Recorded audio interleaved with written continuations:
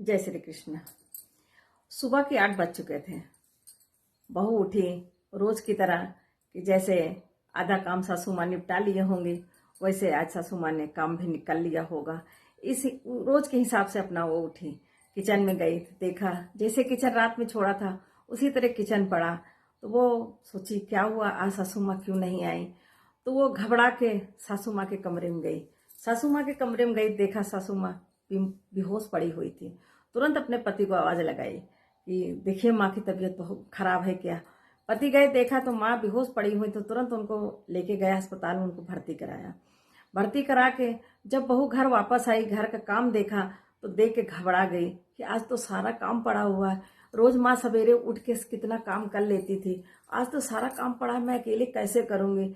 एक बच्चों को भी स्कूल भेजना है, बच्चों की तैयारी करना है, इन पतिदेव के लिए भी देखना है, अस्पताल भी जाना है।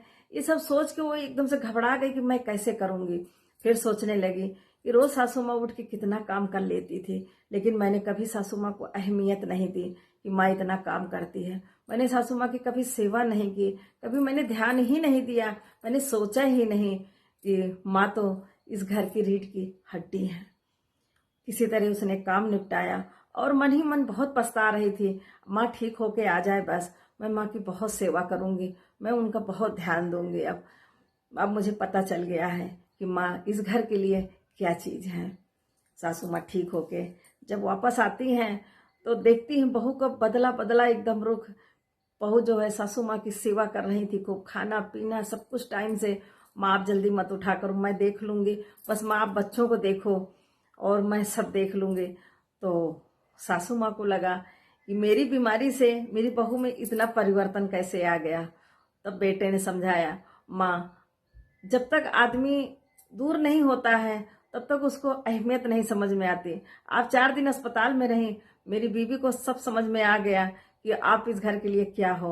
उसको दिन में तारे नजर आ रहे थे, क्योंकि आप काम भी कर लेती थी, बच्चों को भी संभाल लेती थी, और इसके ऊपर एक एक सारी जिम्मेदारियां आ गई। तो ये एकदम से घबरा उठी और अब ये आपकी अहमियत समझ रही कि आप इस घर के लिए क्या हो। माँ आप स्वस्थ रहो, बहुत जरूरी है।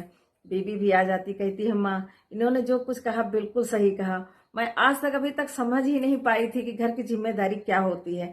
आपके 4 दिन ना रहने से मुझे सब कुछ समझ में आ गया है कि आप इस घर के लिए क्या हैं।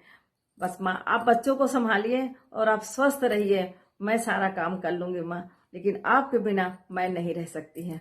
भगवान ऐसी बहू सबको दे। और कहते हैं ना, देर आए दुरुस्त आए।